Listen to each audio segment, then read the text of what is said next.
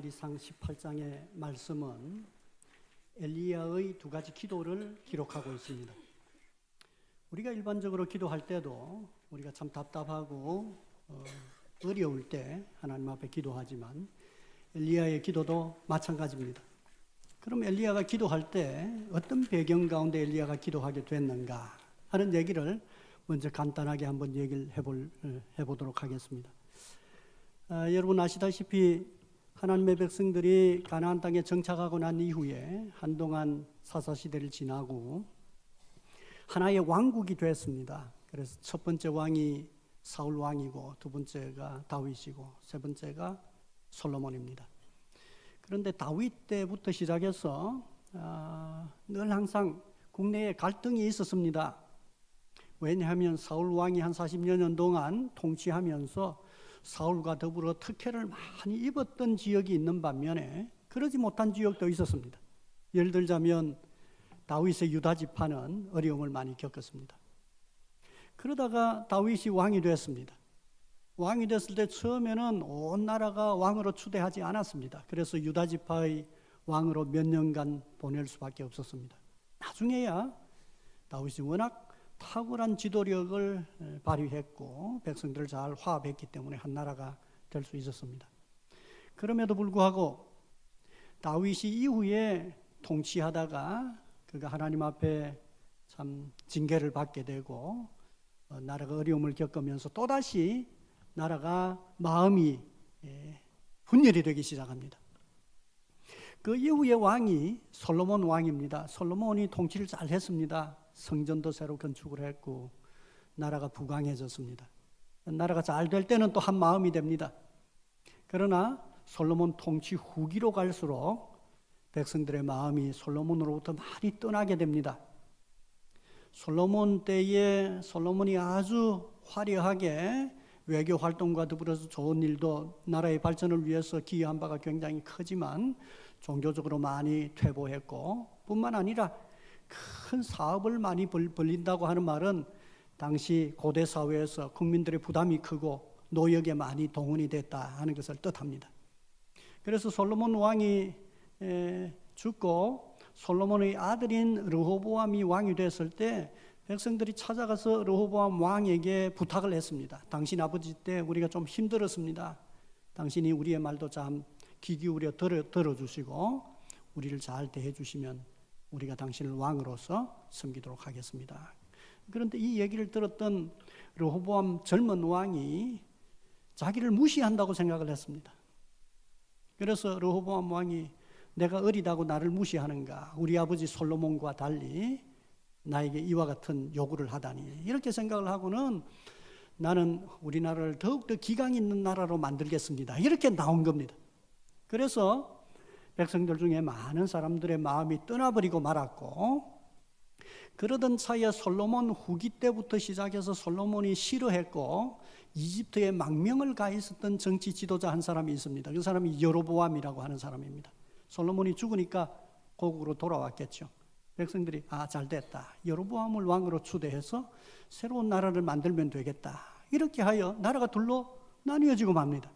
그래서 솔로몬의 아들 르호보암은 유다라고 하는 나라가 되고 나머지 대부분의 지파들로 구성되어 있는 이스라엘이라고 하는 새로운 나라가 만들어졌습니다. 그러나 이렇게 새롭게 만들어진 그 나라는 정통성이 없습니다. 하나님이 그를 왕으로 세운 것도 아니고 그리고 또 다윗의 혈통도 아니고 정통성이 없습니다. 정통성이 없는데 나라가 둘로 나뉘어지고 나니까 여로보암 왕이 성전이 유다 땅에 있습니다. 성전이. 그러니까 하나님의 백성들이 오늘날과 같은 국경 개념이 없으니까 절기가 되면 성전까지 들어가서 예배를 하고 나오는 겁니다. 마음이 불안해지기 시작했습니다. 점차적으로 이 백성들이 우리가 다 하나의 조상으로부터 나온 한민족인데 왜 둘로 나뉘어져 있는가 이렇게 생각을 하고 우리가 다시 합치자 이런 변화가 일어나게 되면 누구만 공중에 떠버리겠습니까? 여로보암만 공중에 떠버리죠. 정통성이 없으니까. 그래서 여로보암이 정치적인 머리로 짜낸 게 뭐냐 하면 이제 여러분들은 유다 땅까지 가서 성전에서 예배할 필요가 없습니다. 우리 땅에 산당이 있습니다.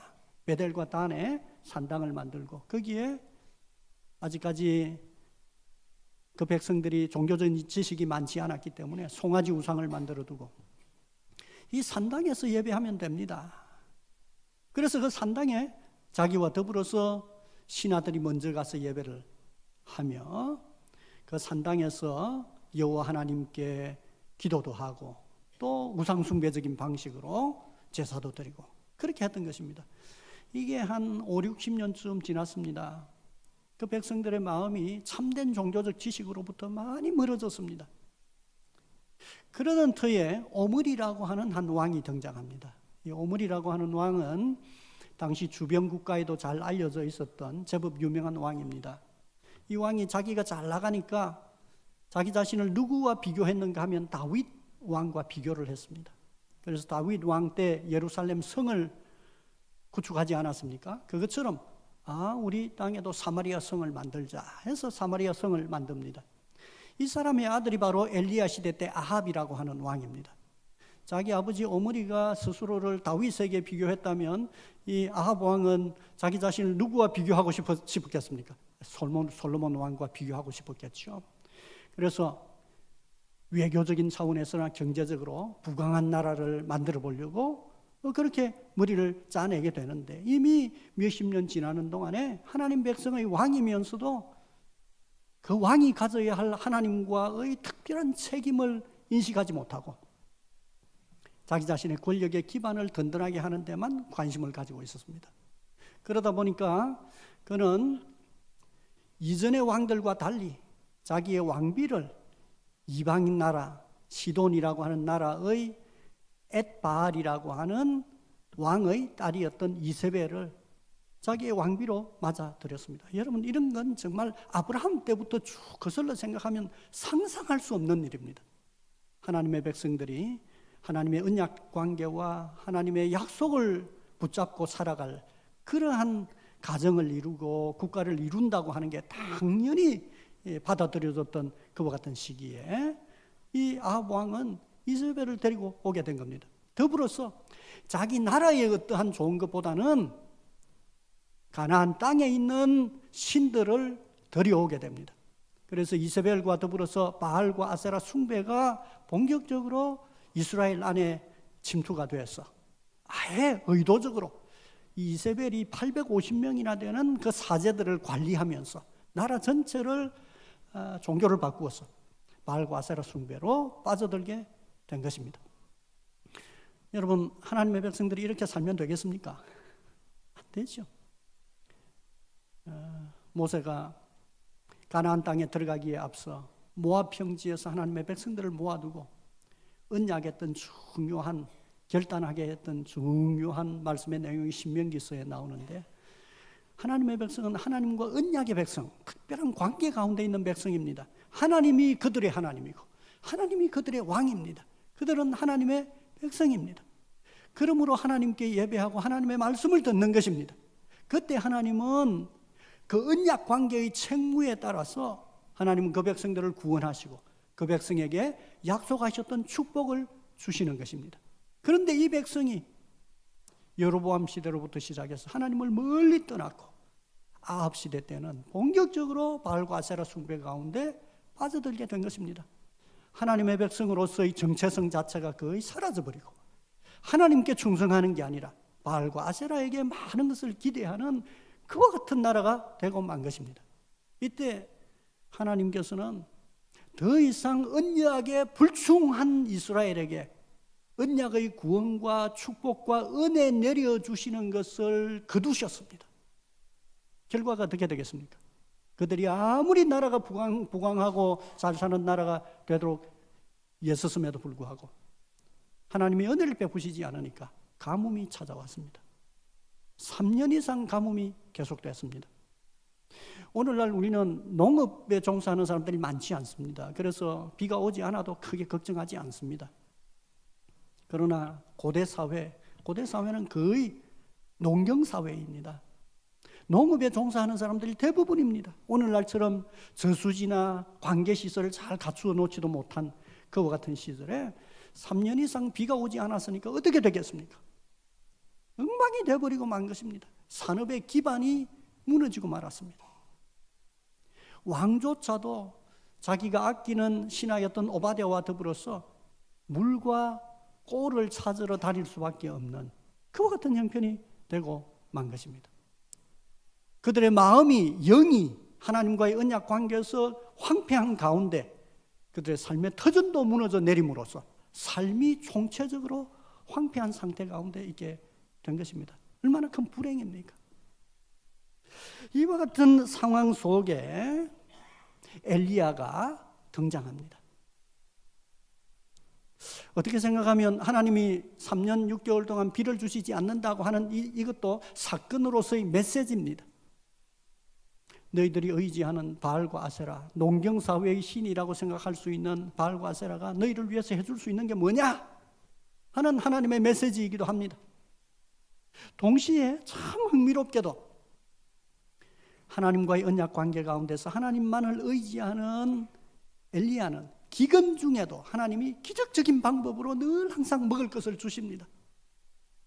그래서 그리 시냇가에 숨어 있을 때에도 까마귀를 통해서 먹을 것을 가져다 주고 물을 먹게 했습니다. 나중에 그 물조차도 다 말라버리자 하나님께서는 이스라엘 땅이 아닌 시돈 땅에 엘리야를 가게 하시고 이방 땅에서조차도 사르밧 과부를 통하여서 그곳에서 먹는 것을 해결하게 하시고 하나님이 엘리야를 모시고 있는 것 때문에 사르밧 과부의 집에도 먹을 것을 주셨습니다. 하나님의 메시지이죠.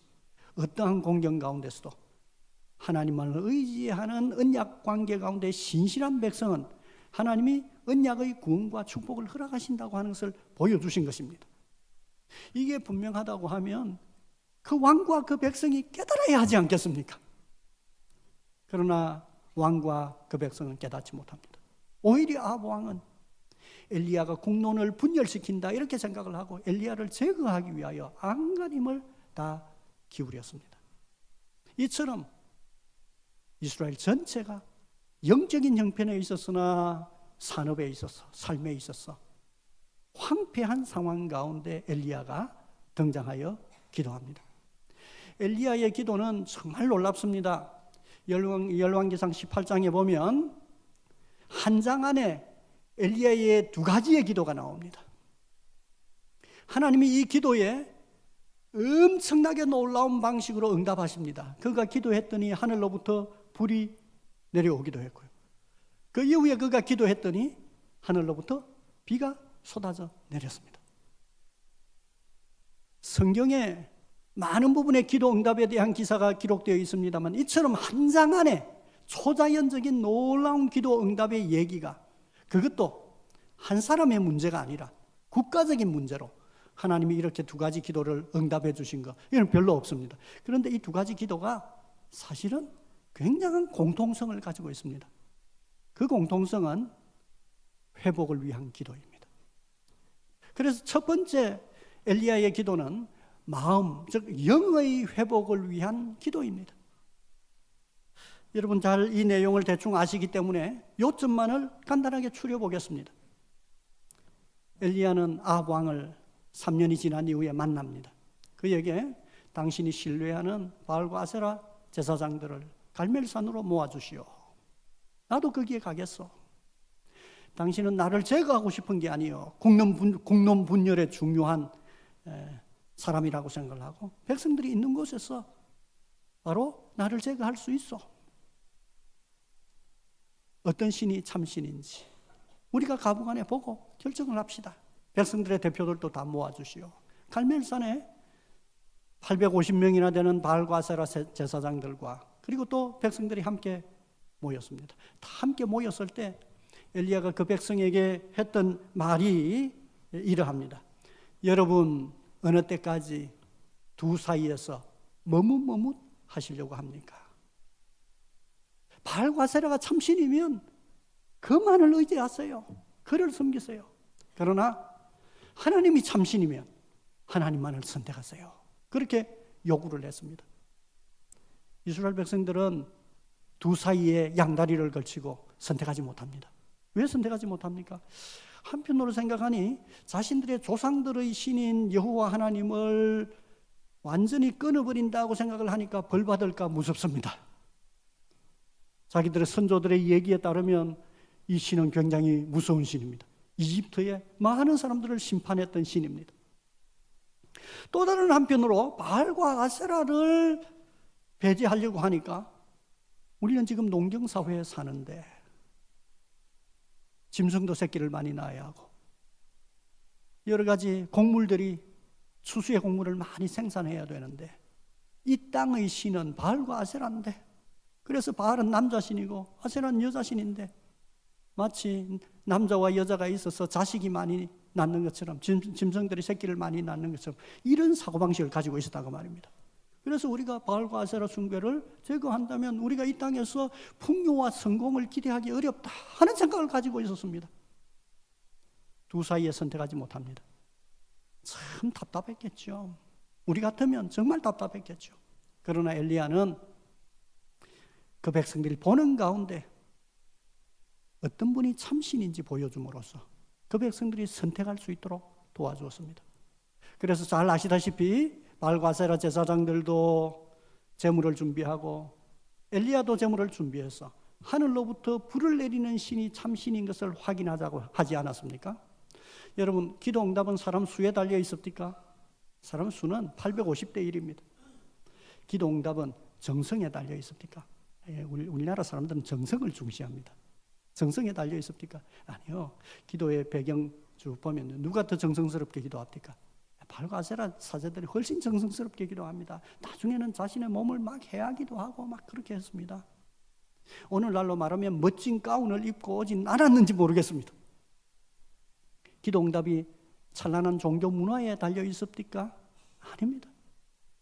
아직까지 성전이 지어지기, 성전은 지어졌지만 이스라엘 땅에 성전이 없고 오히려 바알과 아세라 숭배가 오랫동안 그 땅에 있어 왔으니까 종교 문화도 그것이 훨씬 더 앞섰다고 이야기할 수 있겠습니다.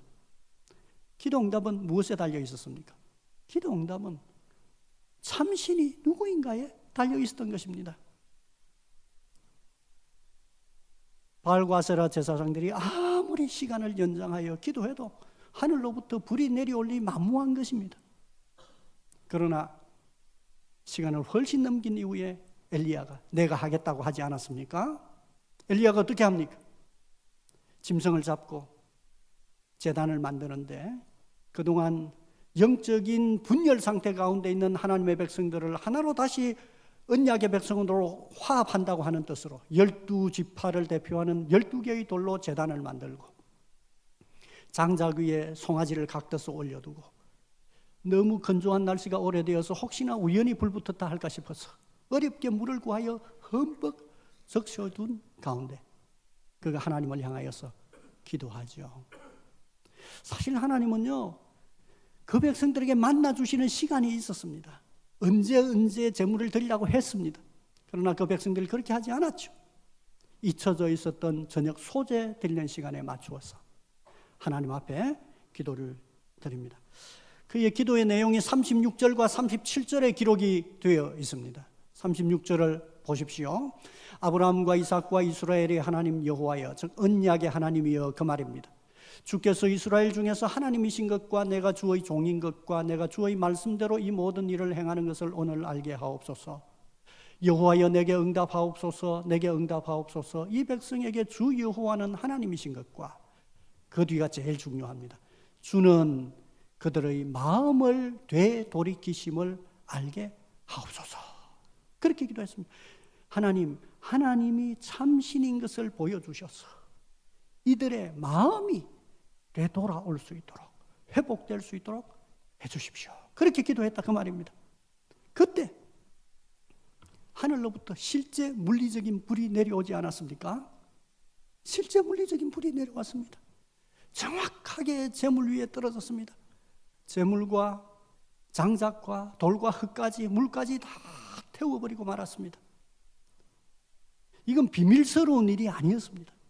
850명이나 되는 이방인들의 사제가 보는 앞에, 왕이 보는 앞에, 하나님의 백성들이 보는 앞에서 일어난 일입니다. 이 광경을 보고는 하나님의 백성들이 소리 지르기 시작합니다. 그게 39절에 나와 있습니다.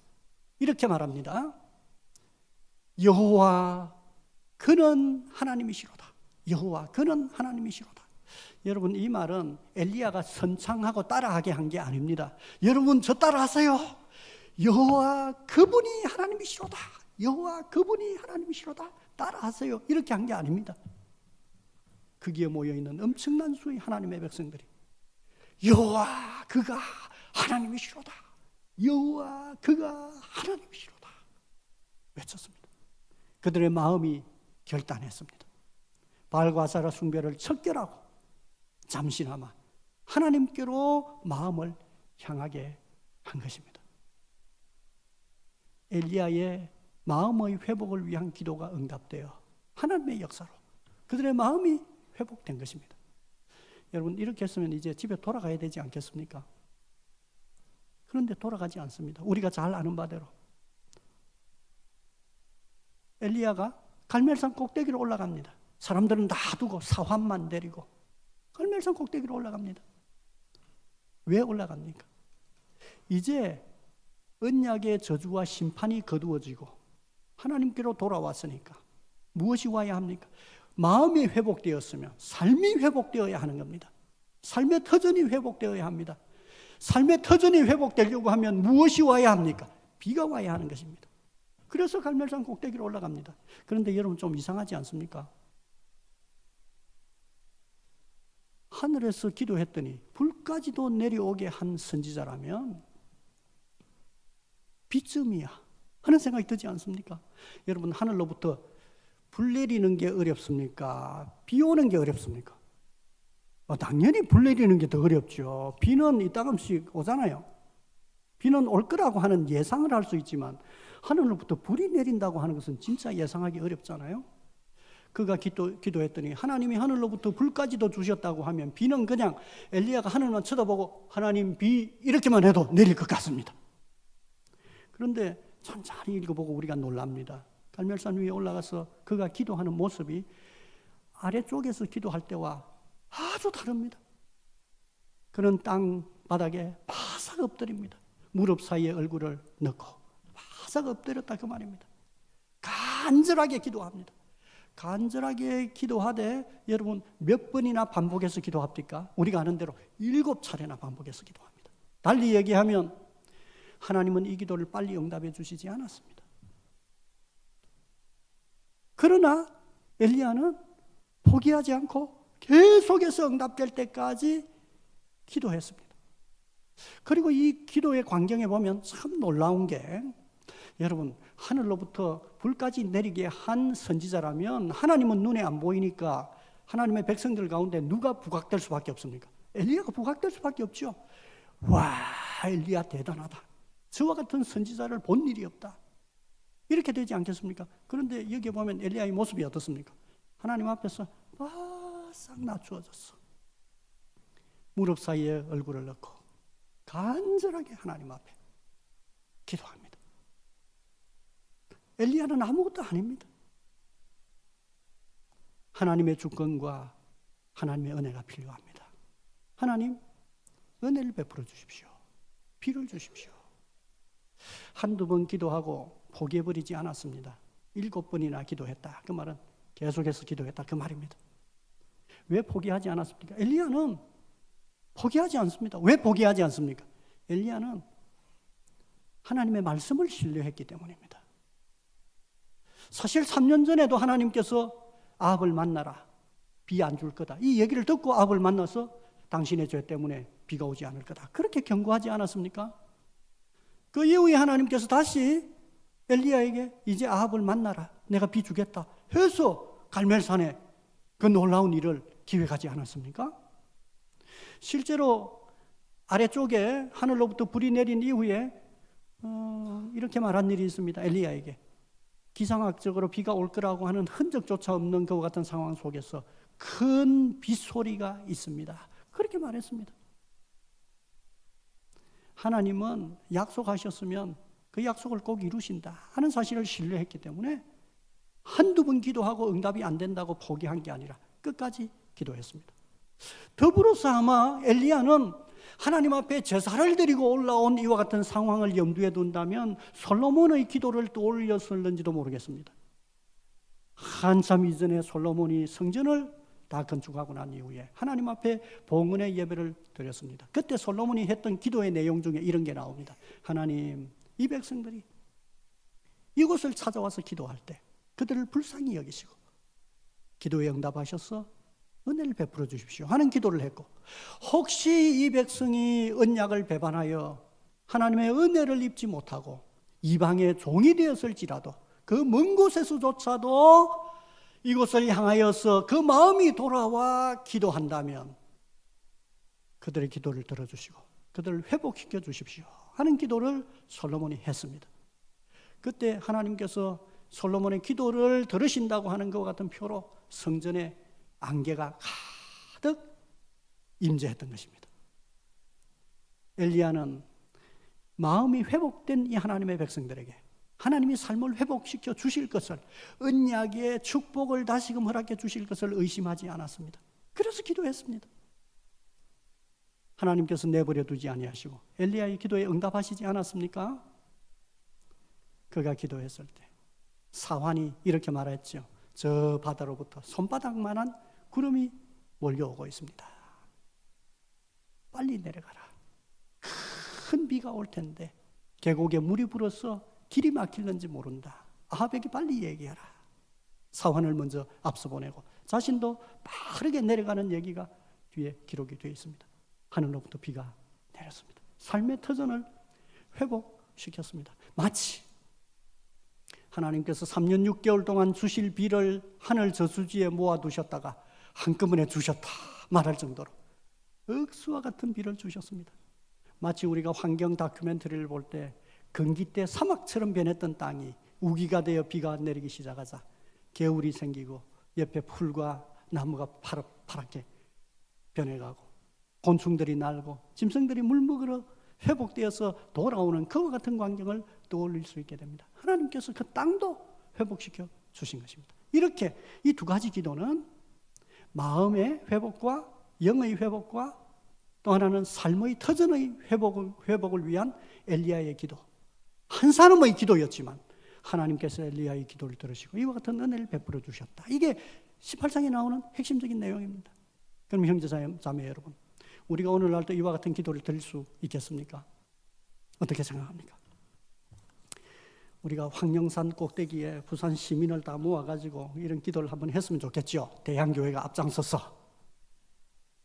혹은 하나님, 다른 사람들이 다 잘 보는 황령산 꼭대기도 좋고 장산 꼭대기도 좋고 그게 안 된다면 조금 있으면 광안대교에 불꽃놀이도 하는데 하나님께서 바다로 참 완고한 사람들을 볼 때 하나님이 정말 살아계신다고 하는 것을 한번 보여주십시오 하는 그와 같은 답답함이 우리의 마음에 있을 때가 있습니다.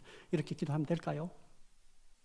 사실 하나님의 말씀은 우리에게 그런 기도를 하라고 하는 건 아니에요. 하나님이 들어줄 수 없어서 그건 아닙니다. 하나님이 여기 들어주셨잖아요. 하늘로부터 불이 내렸으니까요. 엘리야가 왜 이 기도를 드렸습니까? 하나님, 마음을 회복시켜 주십시오.